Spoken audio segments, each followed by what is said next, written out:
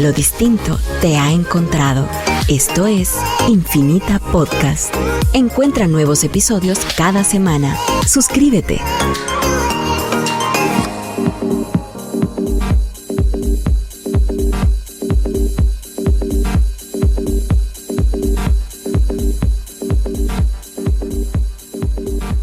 Bienvenidos al podcast número 12. Impresionante, ya llevamos 2 episodios, pues ha sido interesante este viaje, gracias por acompañarnos. Este podcast lo tenemos pues ya planeado desde hace tiempos y estamos muy contentos de que se logre, porque estas conversaciones multidisciplinarias son las que queremos compartir con ustedes para que puedan aprender más y ver más aspectos de pues cómo otros profesionales se acercan y ven toda esta parte de blockchain, de cripto y todo lo que se puede hacer con esto. Entonces, pues le damos la bienvenida a Darío, a Roberto y a Mauricio. Y por supuesto también está con nosotros de Diti, Gustavo, para hablar sobre pues blockchain y su legalidad. Le damos la bienvenida y tal vez que Darío empiece contándonos un poco del papel que él escribió y de los resultados que llegaron a esto. Bueno, sí. Realmente el escribir esta investigación en realidad es un certamen abierto de investigación, ¿verdad? De distintos temas bancarios o financieros, monetarios relacionados con distintas áreas, ¿verdad? Puede ser económica, legal, etcétera, pero venía yo relacionado un tiempo con el ecosistema cripto, no veía mucha reacción en Guatemala y de alguna manera evidenciaba la evolución de todo esto de forma global, ¿verdad? Prácticamente tenemos información al alcance de nuestras manos pues todos los días. Entonces yo dije, bueno, ¿y en Guatemala cómo estamos, verdad? ¿Cuál irá a ser la reacción pública? ¿Será que irán a tomar en cuenta distintos criterios? Al menos desde mi punto de vista, ¿verdad? Entonces fue una cuestión impulsiva de buscar espacios para iniciar, ¿verdad?, el debate. Entiendo que si nos ponemos a analizar a profundidad el papel que escribí, podremos encontrar un montón de errores, pero el punto inicial era pues poner la primera piedra, ¿verdad?, punto de partida para empezar a dialogar la tecnología y su implicación en lo que yo llamo pues estas finanzas, parte de fintech, ¿verdad?, parte de finanzas tecnológicas. ¿Y qué resultados ya? Bueno, los resultados yo creo que hasta a la fecha han sido muy, muy positivos, ¿verdad? Yo no sé si en mi ingenuidad o en mi aspiración pretendía una reacción pública un poco más inmediata, pero a la fecha no lo hemos visto, ¿verdad? Que también puede ser algo positivo, ¿verdad? Porque por lo menos nos da tiempo para investigar o para prepararnos, pero la experiencia positiva es que se ha dado a ciertos parámetros a considerar o para cuestionar de muchas personas, tanto en la perspectiva legal como en la perspectiva técnica, ¿verdad? ¿Y cómo se llama el papel, el título? Se llama Criptomonedas en Guatemala, interpretación técnica y legal se llama. Ok. ¿Y cuál fue la interpretación legal a la cual sugerís que se... En principio yo pretendía hacer una descripción muy, muy, pero muy simple, lo más simple, ¿verdad? Yo entiendo que si lo lee un técnico evidentemente habrá sus críticas, pero hay que considerar que son 30 páginas a doble espacio donde había que resumir la idea primaria de todo el ecosistema. Entonces, en principio es una primera parte, dije yo, pues, superficialidades técnicas, cómo se usa, en qué consiste, bla, bla, bla. Más que todo enfocándonos principalmente a Bitcoin, que es lo más evidente, ¿verdad? Pero vemos que esto va mucho más allá. Y segundo, la interpretación legal. La interpretación legal, pretendía yo, al menos lo que evidenciaba yo en el 2015, que fue cuando lo desarrollé, que era el primer paso de la mayoría de administraciones públicas, que era determinar naturaleza jurídica, ¿verdad? Por ahí salir de la nada con una ley o con un reglamento específico es complicado, pero vemos que hay otras salidas como la interpretación, y esa interpretación puede partir a partir de determinación de naturaleza jurídica, cómo lo entendemos como país. Entonces, más que llegar a una conclusión, este es el punto, era una pregunta amplia, ¿verdad? Estas son todas las, llamémosle, clasificaciones o características o puntos que debemos de considerar para tomar un primer paso, ¿verdad?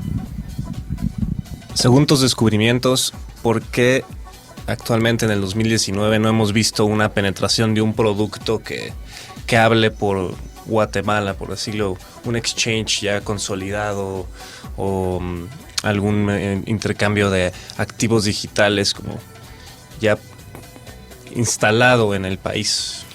Sí, yo creo que es pueden ser distintos factores, ¿verdad? El primero, el más evidente, es la educación, ¿verdad? Es decir, hay muchas personas que desconocen de todo esto, ¿verdad? Vemos que muchos países, incluso subdesarrollados, se han inclinado a utilizar todo esto, más que por la investigación, sino más bien por la necesidad, ¿verdad? Pero yo creo que en Guate hay mucha desinterés, falta de educación sobre todo esto. No digo que no exista, ¿verdad? Vemos que hay muchas personas, pero es un grupo reducido. Ahora, en cuanto al surgimiento de intermediarios, concretamente, definitivamente la incertidumbre legal, ¿verdad? Es decir, el temor a la reacción pública, ¿verdad? O por ahí puede que surjan intermediarios, diría yo, un poco más informales, diría yo, ¿verdad? Sin cierto capital necesario para operar. Llama la atención que se establezcan en el país intermediarios ya fuertes de otros países, ¿verdad? Yo creo que cuando eso llegue ya habrá un poquito más de presión legal. Pero en concreto, ¿por qué no vemos intermediarios en Guatemala? Primero, falta de educación, falta de familiarización de las personas con todo esto. Y segundo, la incertidumbre legal, ¿verdad? Que hay que tomar en cuenta que no hayan personas jurídicas legalmente constituidas en Guatemala no quiere decir que no exista un comercio, ¿verdad? Tanto físico como en línea. Exacto, porque sí existe un comercio de criptomonedas en Guatemala, se usa bastante también justo para personas que están importando y exportando bienes. Ahí es donde se ve la mayor ventaja en el movimiento de capital internacional. Hay menos fricción usando criptomonedas. Me gustaría escuchar la opinión de Roberto Mauricio sobre qué herramientas pueden usar para protegerse en el futuro estando o participando en esta economía de cripto. Bueno, respondiendo a la pregunta de qué medidas pueden usarse a resguardar, yo creo que todo inicia, y esto aborda sobre el punto de Darío, es primero informarse y educarse sobre cómo funciona una economía descentralizada, es decir, cómo funciona todo el ecosistema de las criptomonedas. O sea, hay que tomar en cuenta de que no solo existe Bitcoin, tal vez es la primera, la fundadora, pero existen otras criptomonedas que tienen otras naturalezas también. Entonces, lo primero creo que sí es importante educarse, informarse. No tiene que llegar a una extensión técnica o una profundidad, pero sí tener conceptos básicos, es decir, qué implica la validación de la información, qué implica, qué se refiere a una cadena de bloques detrás de las criptomonedas, etcétera, etcétera. Yo creo que es el primer paso y francamente fue el paso que yo tomé, informándome, porque eso no fue algo que nos enseñan en la Facultad de Derecho, no es algo que nos enseñan en el colegio, sino es algo que uno tiene que ir aprendiendo por curiosidad y por diversos factores. Ok, y el otro factor que creo que es importante para tener cierto resguardo, y al menos tal vez aquí viene un poco a la crítica de nuestra propia profesión como abogados. Nosotros como abogados lo que hacemos para los clientes es reducir sus riesgos, es limitar que ellos estén expuestos a cualquier contingencia, a cualquier sanción, etcétera, etcétera. Pero cuando estamos hablando en un mundo descentralizado, realmente no hay una autoridad que esté fiscalizando y como tal pueda imponer sanciones. Es decir, ¿cómo en un momento dado qué pasa si mi criptomoneda desapareció? Estábamos hablando antes de entrar al aire, perdí mi private key para acceder a mi account y a mis fondos que tenía en criptomonedas. ¿Qué sucede en esos escenarios? Ahí, lastimosamente, hay que ser francos, los remedios legales no existen. Y es imposible tratar de aplicar forzosamente las instituciones legales que tenemos actualmente a un mundo que es nuevo y que surgió desde el 2009 y solo ha venido creciendo exponencialmente. Entonces creo que el aspecto de resguardo va mucho de la mano de esa educación, pero a la vez tener en cuenta de que en un mundo descentralizado y distribuido, que al final viene a ser gran parte de blockchain, uno tiene que tener esa responsabilidad y ser consciente de los riesgos que se atrae. Es decir, uno el día de mañana no podría ir a un juez o podría ir a un abogado, ayúdeme, necesito rescatar mis fondos, porque ahorita, en la etapa que nos encontramos, porque no ha habido esa modernización de las instituciones legales, nos estamos quedando cortos, es decir, como medidas de resguardo, de forma obviamente legal. Ahora, ¿qué es el próximo reto y el próximo paso? Es empezar a generar iniciativas creativas de cómo compatibilizar el mundo digital con el mundo legal. Mucha gente, y es una de las discusiones que siempre se tienen, es uno de los debates que siempre existen, ¿es compatible el mundo digital con el mundo legal? Es decir, el mundo legal como un mundo centralizado, con instituciones, con reglas rígidas, con un mundo descentralizado, distribuido, que al final muchos a veces admiten que es un mundo anárquico. Y yo soy de la postura que sí pueden compatibilizarse. Lo que pasa es de que tienes que ser un trabajo conjunto de abogados, programadores, economistas, es decir, al final las nociones de sandboxes, por ejemplo. ¿Cómo es que funcionan? Es poner programas pilotos de prueba para ver cómo funcionan estas nuevas regulaciones en ambientes cerrados para después evaluar sus posibilidades de masificar la regulación, etcétera, etcétera. Entonces yo creo que el reto más importante viene no solo para nosotros, sino para las próximas generaciones. Creo que también va a ser un reto de empezar a colaborar y hacer estos ejercicios multidisciplinarios de cómo podemos innovar las instituciones legales. Y hace poco leí un libro que dice: el ejercicio del derecho se basa en instituciones que vienen desde el Imperio Romano. Claro, solo lo hemos actualizado un poco ahora que podemos utilizar el internet, que podemos usar la computadora, pero en la naturaleza seguimos utilizando instituciones del Imperio Romano. Ahora estamos en instituciones que nunca se habían visto. El internet, claro, fue una aproximación a la tecnología, pero blockchain, inteligencia artificial, que es otro tema interesante, tienen unas capacidades disruptivas en las formas que hemos hecho las cosas que nunca habíamos visto algo como esto. Entonces, por lo mismo, creo que la profesión del derecho está en un punto importante, un hito histórico, diría yo, de cambiar muchas de esas instituciones y aproximaciones. Mauricio, háblanos del ejemplo de Kleros que nos contabas hace rato para hablar de una representación de estas nuevas organizaciones descentralizadas que incluso creo que les llaman DAOs, ¿no? Decentralized Autonomous Organization. ¿Cómo se están autorregulando los mercados y las transacciones y todo con las nuevas tecnologías? Ok, pues tal vez para incluso mencionar un ejemplo concreto que surge justo en blockchain, que se llama esta aplicación Kleros. Para los que están interesados es Kleros. El fundador es argentino, se llama Federico Ast. Y cuando uno lee su white paper de por qué surgió Kleros, él decía, uno de los problemas que siempre se criticaba de blockchain y de contratos inteligentes es qué pasa si existe una controversia. Ahora, la controversia no radica necesariamente en la ejecución del contrato porque se ejecutan automáticamente, sino va un poquito más allá. Es decir, pueden haber bugs en el código informático, pueden haber problemas en la ejecución del mismo, etcétera, etcétera. Pueden haber otros factores que afecten la programación del contrato. Entonces lo que generó fue esta aplicación, una aplicación en blockchain que ya existe, que al final lo que es un método de resolución de controversias para contratos inteligentes en blockchain. Eso quiere decir, sin necesidad de ir a un juez, sin necesidad de ir con un abogado, sino está descentralizando la forma de resolver controversias. Es decir, en el mundo actual, si lo queremos decir, si alguien tiene un problema con un contrato con otra persona, lo primero que hace es consultarle a su abogado qué puede hacer. El abogado le dice, mire, puede demandar. Se van con un juez y eso puede tardar muchos años, especialmente en Guatemala. Pero en esta aplicación es cuestión de minutos realmente que se puede resolver la controversia, que es un sistema de jurados descentralizados. ¿Eso qué quiere decir?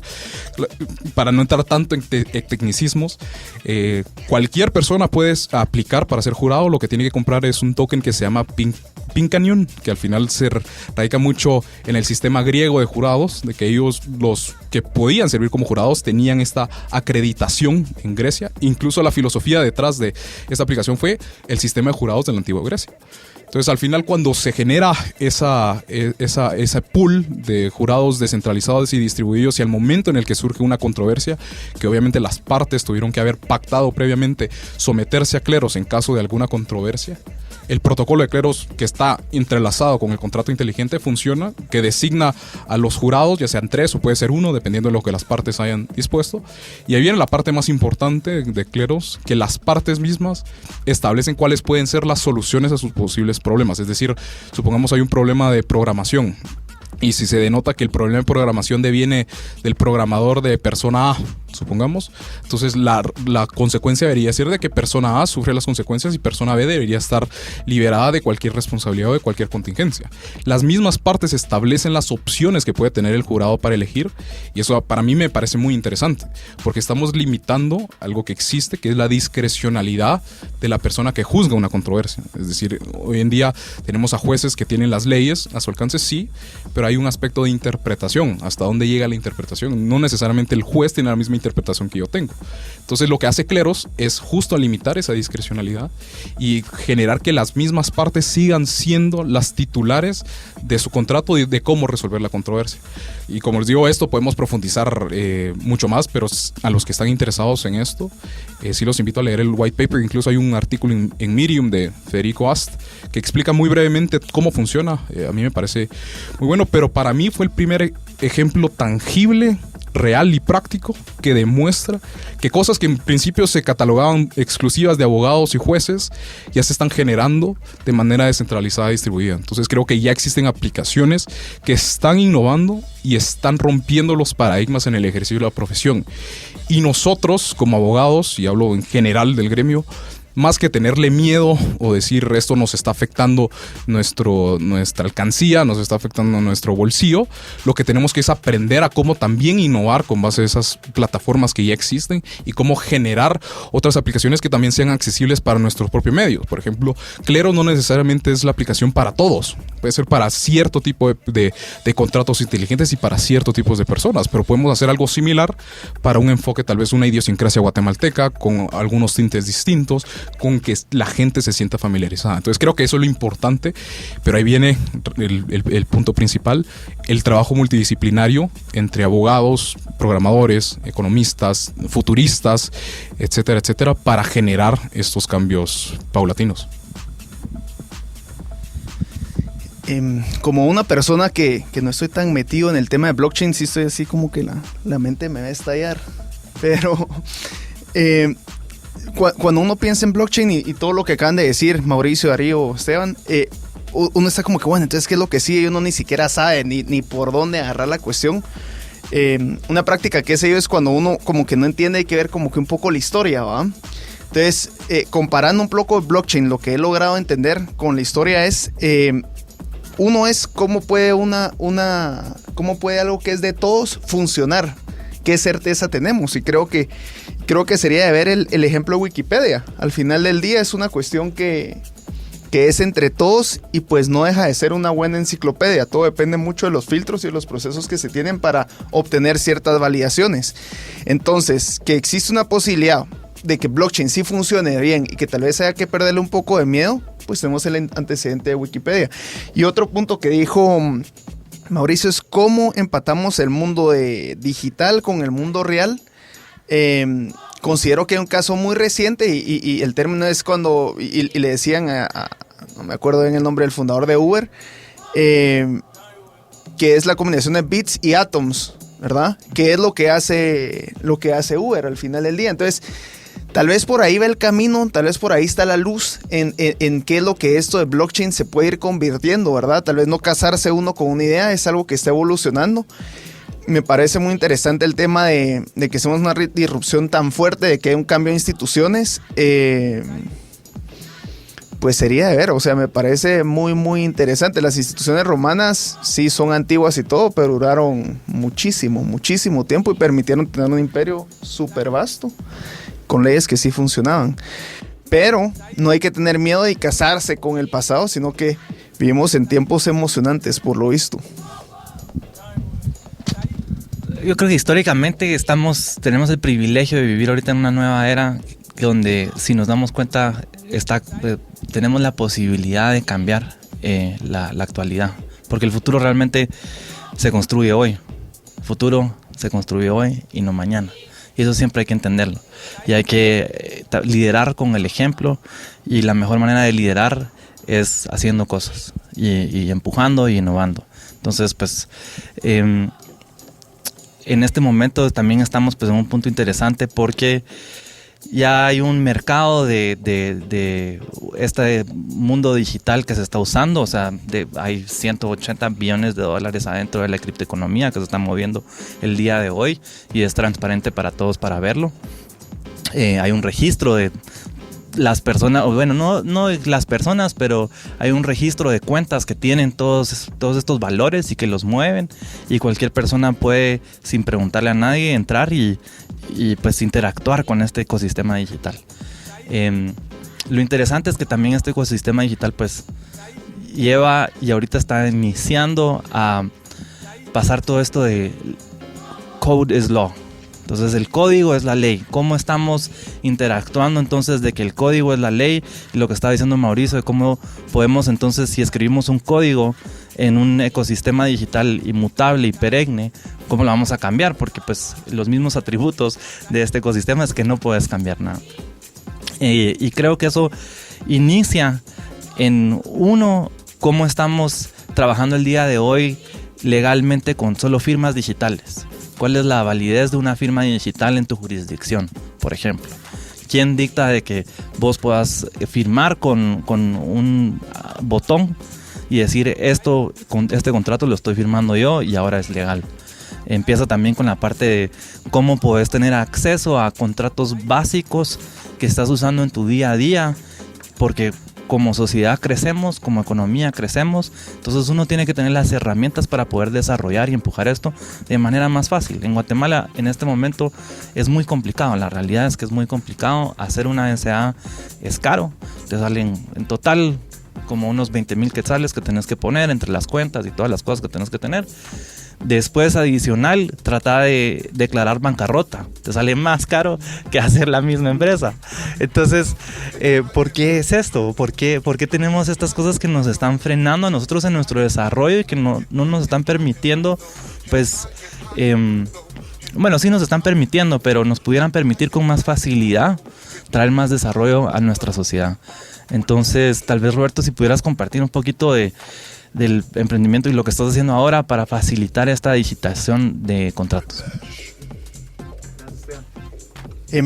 Sí quisiera pues felicitarte y creo que el comentario que dijiste ahorita fue muy acertado, de que hay que innovar día a día, ¿verdad? Y eso me parece bien interesante, esa pura prueba de error, porque al final del día, si no hay quienes innoven, no hay quienes anden rompiendo esa pared poco a poco, dándole ahí un poco con la piocha hasta que se cae. Entonces me pareció súper interesante. Aprovecho para invitar a la audiencia a un LOTEC que vamos a tener, LOTEC 19 en el Camino Real, el día 15 de mayo de 8 a 1 p.m. La diferencia de este LOTEC con conferencias de tecnología que están surgiendo es que no se trata solo de contar cuáles son las tendencias, qué es lo que viene, qué es lo que hay, sino que realmente mostrar qué es lo que actualmente hay y pueden utilizar. En Guatemala, en la región, me atrevo a decir, y para Latinoamérica, porque son tecnologías que son escalables, ya tenemos la automatización de contratos, que es la empresa de la cual formo parte yo, que es Legal Machine. Tenemos temas de blockchain, temas de inteligencia artificial con Document Query de Rafa y Simple ICO para el tema de blockchain. Y también está el tema de la firma electrónica, ¿verdad? Que es algo que ha impulsado el Ministerio de Economía desde el 2000, qué sé yo, como 2003, 2000, por ahí. O sea, hace ratos, pero que no se utiliza mucho. Pero ¿qué sucedería y qué es lo que actualmente vamos a hacer en la conferencia? Si realizamos un documento automatizado, firmado con firmas electrónicas, en el cual se permuta una criptomoneda o una cripto que sea creada en ese mismo evento y que se valide con inteligencia artificial, creo que abre la mente de muchos y se van a dar cuenta que esa disrupción que habla Mauricio, pues ya llegó. O sea, así como yo siento ahorita la mente tirada por todas las paredes, lo mismo van a sentir todos, y eso se trata. Y después de que uno tiene ya ese splash mental por todos lados, te vas a dar cuenta, uno se da cuenta de que hay un montón de posibilidades. Estamos frente a una hoja en blanco. Cuando dejamos de ver a los grandes bufetes, qué es lo que están haciendo y demás, ya ni siquiera nos va a importar, porque es que las reglas están cambiando de una forma tan drástica que todos vamos a empezar desde cero. Y ya están estas herramientas que se pueden utilizar. En unas conferencias que fui recientemente, los servicios alternativos legales están creciendo exponencialmente. La tendencia ahorita es de que las empresas van teniendo su abogado in-house y este refiere el trabajo. Refiere muchísimo menos, cada vez mucho menos a los bufetes de abogados y muchísimo más a estos servicios alternativos como estas cuestiones.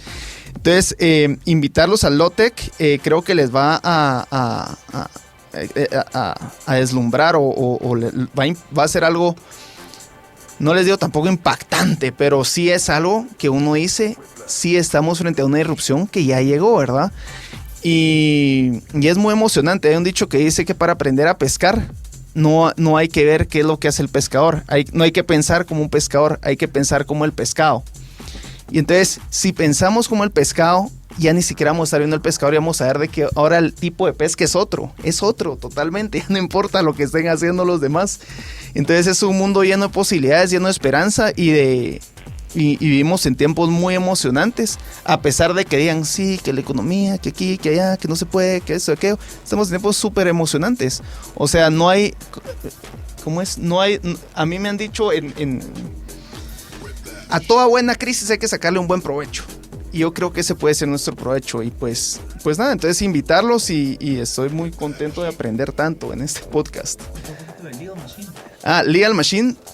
Pues aprovecho para contar un poco Legal Machine. Legal Machine es una plataforma de automatización de contratos que pues consiste en tres grandes pilares, que es la automatización, la integración y la automatización, que es que pueden generar el mismo documento un montón de veces con pequeñas variantes.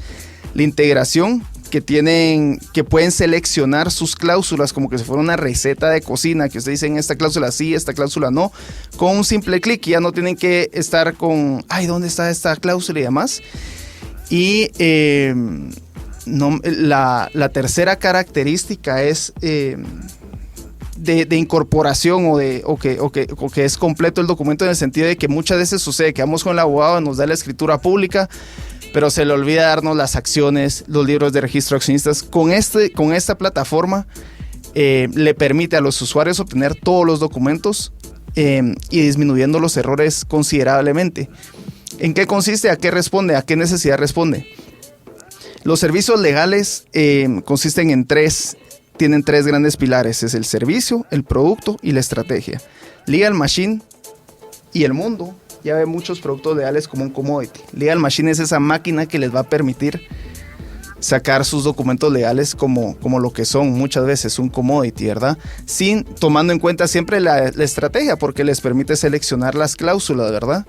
Y el servicio pues ya depende de ustedes, pero Legal Machine también les permite entregar los documentos en un tiempo ridículo. Una SA la pueden sacar en 15 minutos con todos los documentos, que realmente les tomaría, si se toman el tiempo, unas 3 horas y media más o menos. Eso es lo que es Legal Machine y pues ya está disponible para abogados in-house, abogados, y va a haber un lanzamiento, un derivado de Legal Machine que va a permitir a los usuarios generar sus documentos legales que no necesitan abogados, como un pagaré, unas asambleas de accionistas que deben celebrarse en libros, contratos laborales, finiquitos laborales, muchos documentos que en realidad no necesitan ir con un abogado y pagar bastante, ¿verdad? Entonces es ir generando eso, y estos cambios producen de nuevo muchas oportunidades, producen de que alguien pueda despertarse hoy y decir quiero poner mi despacho, pues y ahí tenés una herramienta, no tenés que pagar un montón de asistentes, no tenés que pagar un montón de cuestiones que te van a permitir entonces hacerlo súper bien. Entonces es una muy buena oportunidad y pues dejo a Mauricio. Sí, yo creo que tal vez el punto más importante que extraigo de lo que dice Roberto, y es una idea que a mí me ha gustado mucho del por qué me empecé a meter en todo este tema, inteligencia artificial, blockchain, etcétera, etcétera, es lo más importante en una sociedad, que esto lo fui aprendiendo, incluso en Stanford tienen un instituto que se llama Codex, que al final lo que busca es generar nuevas iniciativas para el derecho y la sociedad, y lo que decían, el acceso a la justicia y expandir y democratizar el acceso a la justicia es uno de los aspectos más importantes. Ahora, cuando hablemos de acceso a la justicia, no solo nos referimos a acceso al juez, sino accesos a servicios legales básicos, como lo es crear una sociedad anónima, generar patentes, tener mis acciones, poder generar un contrato laboral, que esa automatización creo yo que al final...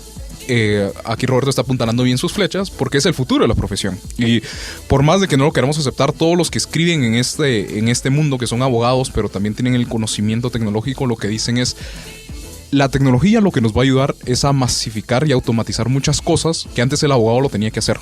Antes el abogado tenía que sentarse 1 hora y escribir una hoja de un contrato. Ahora lo puede hacer en 5 minutos. Pero el beneficio que tiene detrás es de que ahora el abogado puede dedicarse a otros aspectos que requieren un análisis más profundo.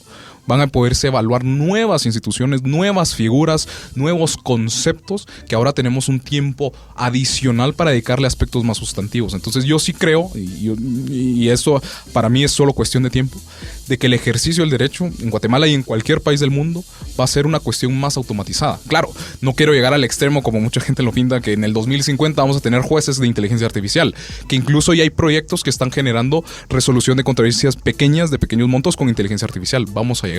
Pero yo sí creo que la automatización de mucha de la profesión es un aspecto relevante, porque al final, como lo dijo Roberto, nosotros estamos proveyendo un servicio a un cliente, y el cliente lo que quiere en estas épocas lo quiere de manera eficiente, de manera rápida y, lo más importante, de manera barata.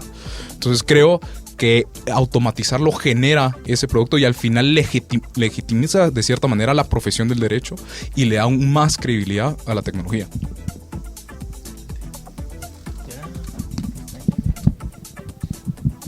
Bueno, excelente. Entonces, pues Roberto se va a tener que ir a medio podcast, pero gracias por participar y dar el conocimiento. Espero nos veamos pronto.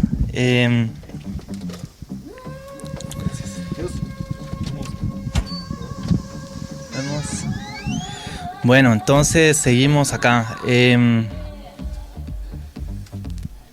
que podemos llevar la conversación a toda la parte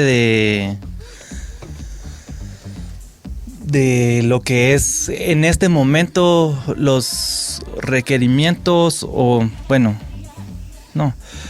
A ver. Yo tengo, hay otro ejemplo sobre automatización de contratos y su conexión con blockchain. ¿Has escuchado hablar de Consensys? Por ejemplo. Suena, pero no he leído el white paper y me he profundizado. Sí, es una de estas compañías que surgieron del boom de ICOs y empezaron a implementar como diferentes sistemas de diferentes industrias. En el aspecto legal desarrollaron, no me acuerdo cuál es el nombre del producto, pero puedes escribir como Legal Machine, puedes escribir cláusulas en texto humano, por decirlo así, en párrafos. Inyectar variables como el nombre de las partes o las direcciones. Pero lo interesante es que hay una conexión con Solidity en donde puedes instruir en texto la ejecución de una de las acciones del smart contract.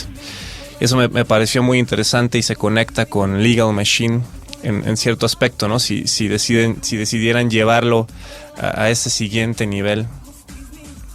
Y una pregunta abierta en este espacio es: ¿serviría de algo como que incorporar ese texto humano o en lenguaje humano a una blockchain o a una de estas herramientas modernas? O sea, ¿cuál sería como la utilidad de tenerlo grabado en un blockchain cualquiera? Yo creo que aquí es importante hacer dos consideraciones. O sea, la primera es, hay que recordar, al menos para muchos abogados e incluso los programadores y los que se manejan en estos ecosistemas, es que todavía estamos, quiera que no, en pañales en el desarrollo de toda la industria. Claro, en otros países ya están mucho más avanzados. Por ejemplo, en Holanda, como lo comenté, y existen blockchains en donde se generan transacciones de excedentes de energía solar de casas. Es decir, entre vecinos podemos vender y transar la venta de excedentes de potencia. Y al final eso, estamos años luz de llegar a eso, pero se está generando. Ahora, ¿por qué sí sería importante tratar de generar esta, si queremos hacer user-friendly translation a un código informático, Solidity o Python o C++ o Java, indistintamente del que se esté programando?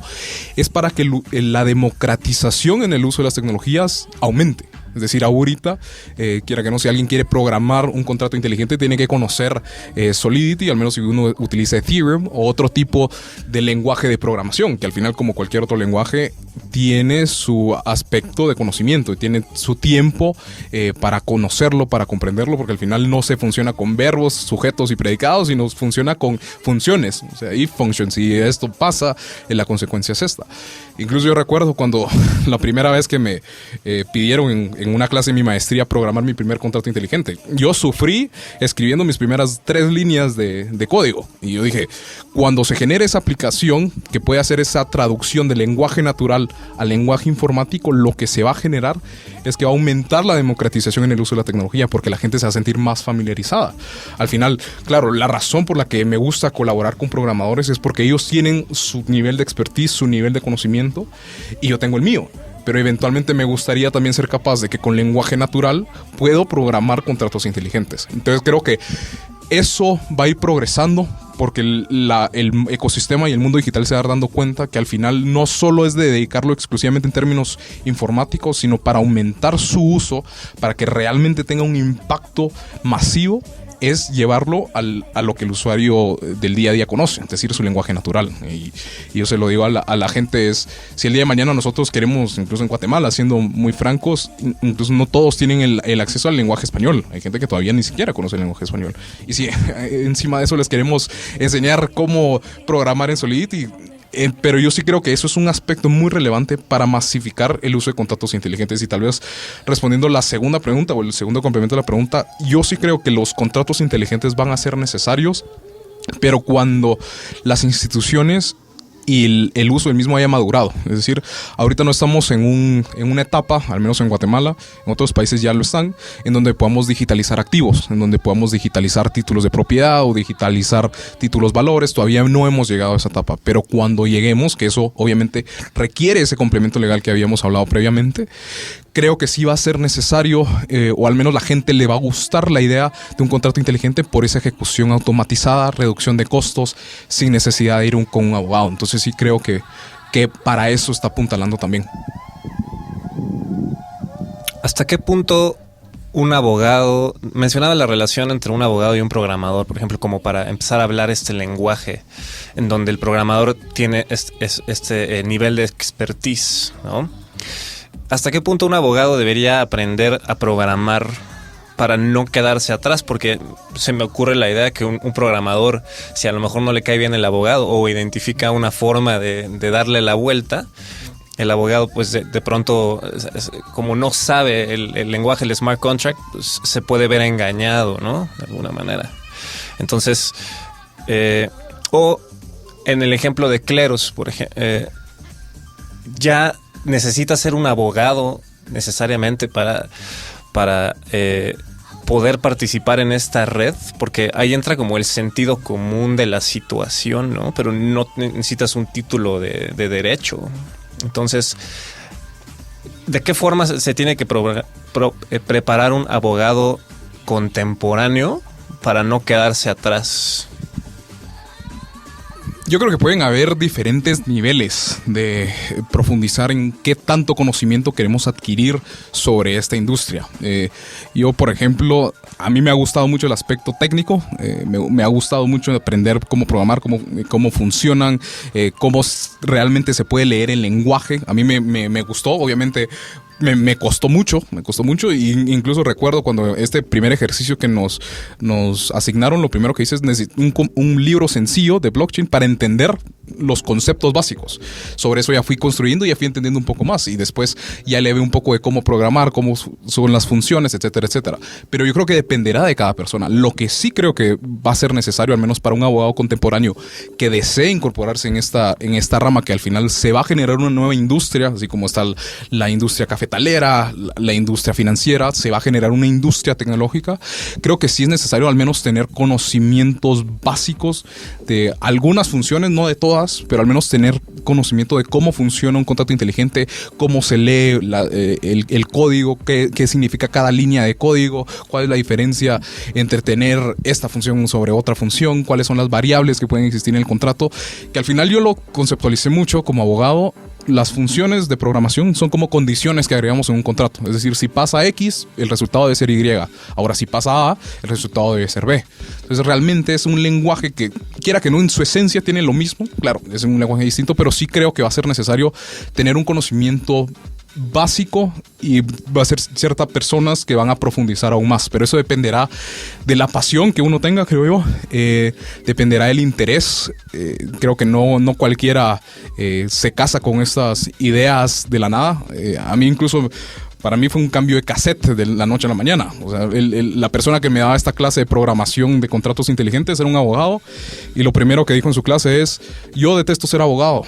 Y siendo abogado de la Universidad de Chicago y dando clases incluso en la facultad, él dijo: detesto ser abogado, lo que me gusta es el mundo digital. Y ahí cambié completamente mi aproximación al derecho, y creo que eso va a suceder con más personas. Yo creo que no soy la única, creo que Roberto, por ejemplo, es un buen ejemplo, Darío es otro ejemplo de que al final hay que cambiar un poco la mentalidad y no encasillarnos en lo que aprendimos y conocíamos anteriormente. Bueno, la verdad es que sí, que un montón de ideas. Yo aquí tratando de apuntar un poco a ver de qué hablar, ¿verdad? Ustedes, porque sí, son muchos los temas, ¿verdad? No es solo Bitcoin y ya, ¿verdad? Generalmente me surgen muchas ideas. Hace un momento se ponía el ejemplo o se citaba el derecho romano, ¿verdad? De hecho, cuando los que estudiamos derecho, partimos muchas veces, bueno, depende del pensum de cada facultad, pero partimos del estudio del derecho romano, ¿verdad? Porque prácticamente muchas de las instituciones que surgen en esa época pues siguen vigentes hasta la fecha, ¿verdad? Principalmente de lo que conocemos como el derecho privado, ¿verdad? O sea, el derecho en su esencia surge en el derecho privado, la relación entre particulares, ¿verdad? Eventualmente surge el derecho público y el derecho administrativo y la burocracia, y ahí se corrompió y todo y se vino a pique. Pero en realidad el origen del derecho es el derecho privado, acuerdo entre particulares. Pero lo que estamos viendo en sí es el regreso al derecho privado, a la interacción de acuerdos entre particulares. Es decir, una transacción de cripto que no implica intermediarios, ¿qué es eso? Es puro derecho privado, ¿verdad? Entonces mucha gente dice, aquí no hay participación del derecho. Hay participación del derecho. Estamos retomando conceptos primarios de su origen, solo que evidentemente en la congruencia a lo digital, ¿verdad? Un punto que quería hacer, ¿verdad? Porque es tecnología, pero realmente también es derecho, ¿verdad? Por ahí hay un estudiante de derecho que le llame la atención esto, ¿verdad? Sí, es importante entender el derecho romano, cómo se resuelven sus controversias, bla, bla, bla, bla. Y gracias a eso estamos hasta acá. Como ya dije, de ahí surge el derecho público, y no soy muy afín yo al derecho público, por eso siento mucha afinidad a todo esto, pero vemos cierto retorno. Absoluto no, ¿verdad? Pero yo creo que eventualmente por ahí llegaremos. Bueno, hablando del ejemplo que ponían de Consensus, sí me vino a la mente porque sí, uno de los problemas que veo yo aquí en el ecosistema blockchain es que son tantas aplicaciones y tantos proyectos que realmente es muy complicado seguirle el paso a todo, ¿verdad? O sea, solo de las billeteras, ¿cuántas billeteras no encontramos en el mercado? O solo de aplicaciones blockchain, bla, bla, bla. Pero sí, recuerdo haber encontrado esta plataforma de Consensus, Open Lab se llama ahorita, yo creo que recordé mi usuario, rápidamente me metí. Es una plataforma gratuita, ¿verdad? ¿Qué hace concretamente? En pocas palabras, lo que uno hace, hay muchas opciones, ¿verdad? Pero de lo que yo estoy experimentando, en pocas palabras, uno redacta un contrato, por ejemplo, un contrato de renta, ¿verdad? Arrendamiento. Y entonces esa plataforma nos permite establecer ciertos espacios para crear ciertas variables para que en el futuro no tengamos que repetirlas y solo prácticamente cambiar los datos, ¿verdad? Una plataforma gratuita que simple y sencillamente nos facilita, en este caso, la gestión notarial. Ahora bien, es cierto, hay muchas cuestiones desde esta perspectiva técnica que, al menos en países como Guatemala, no se van a incorporar a corto plazo. No va a pasar, simplemente no va a pasar porque implica un cambio jurídico estructural bastante grande, que es necesario, ¿verdad? Estamos hablando que, por ejemplo, la profesión notarial en Guatemala, el fundamento es el Código de Notariado de 1940. Eso ya nos dice mucho, ¿verdad? Pero bueno, sin embargo, yo sí le veo mucho potencial a toda esta automatización, sea de contratos o sea de acuerdos, dentro de la contratación privada. Y dentro de la contratación privada, el profesional tiene un amplio, diría yo, un amplio espacio de participación. Entonces, la tecnología o todo este emprendimiento tecnológico en algunos aspectos dentro de la contratación privada, me parece que sí se pueden incorporar perfectamente todas estas plataformas. Ahora bien, retomando lo que decía Mauricio, el rol del abogado o cómo incorporamos a abogados tradicionales o a nuevos abogados, ¿verdad? Definitivamente la academia tiene una gran responsabilidad, ¿verdad? Yo por ahí he pasado un poquito por la academia y al revisar pensum o al revisar no digo que todo, ¿verdad? Tendría que estar yo en todas las facultades de derecho del país y del mundo para afirmarlo, pero por donde yo he pasado veo que es una cuestión bastante clásica, muy clásico. ¿Que es necesario? Claro que es necesario, pero hay muchas cuestiones que se podrían simplificar en un par de meses, en un par de sesiones y empezar a abarcar nuevas cuestiones. La academia tiene una responsabilidad bastante grande. Si se van a adaptar, no sé. Pero mientras eso pasa, porque es una cuestión, no es de que mañana contratamos a este fulano y ya estuvo, no, es una cuestión de consejos académicos y bla, bla, bla. Pero mientras eso llega, y no solo para el profesional del derecho, sino para todos los profesionales, yo creo que la tendencia, que es más que evidente, es la autoeducación. Mauricio seguramente está acá, el compañero que estaba acá está acá seguramente, y todos estamos acá por la autoeducación, la curiosidad y ver cómo acaparamos información. La curiosidad es muy importante, ¿verdad? Ustedes, entonces yo creo que al menos en estos momentos surgirán tantas plataformas, quizá no las vayamos a utilizar, quizá no nos vayamos a incorporar o vayamos a lucrar directamente de eso, pero al menos como por cultura general o para entender de qué está pasando en el mundo, la autoeducación es fundamental y es la tendencia actual. Excelente, pues muchas gracias. Yo creo que con eso podemos llegar a una nota para concluir, que creo yo lo que puedo extraer es, uno, es importante que nos eduquemos, es importante que nos informemos, que tengamos esa curiosidad de entrar y simplemente empezar a aprender más. Pues, si ustedes están escuchando esto, ya hicieron el paso número 1. Paso número 2 es sigan buscando en el internet, sigan siguiendo los links, búsquenos también nosotros en nuestras redes. Estamos en Instagram, estamos en Twitter como Decentralized Technologies, como Simple ICO, y también en Telegram se puede meter un chat. Lo importante también, creo yo, que mencionó Darío y acá se vio en este grupo de personas, es que es de la iniciativa privada que viene esto para Guatemala.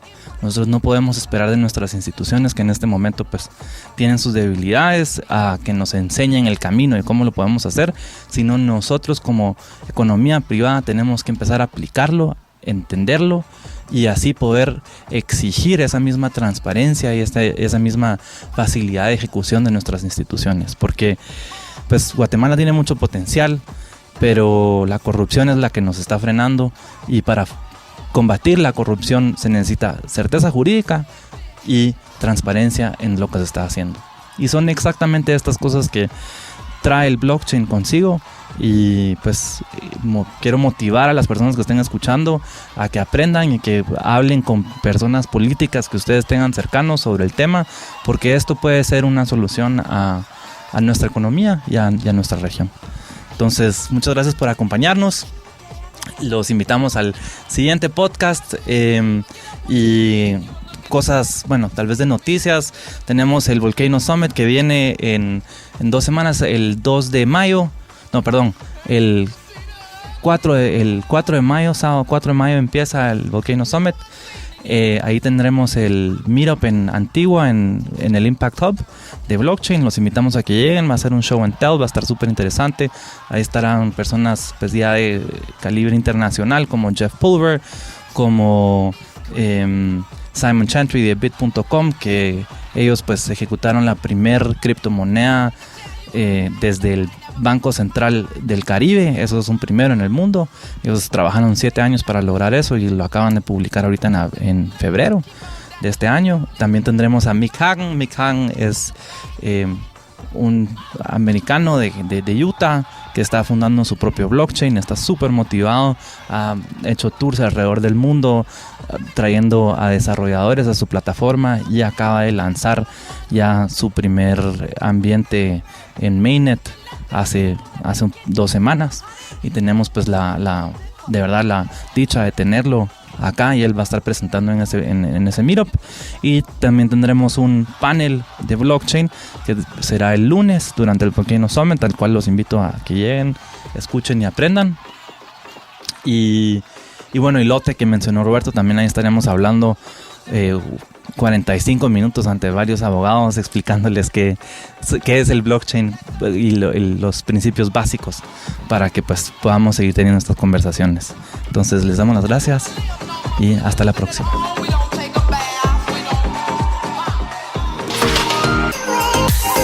Lo distinto te ha encontrado.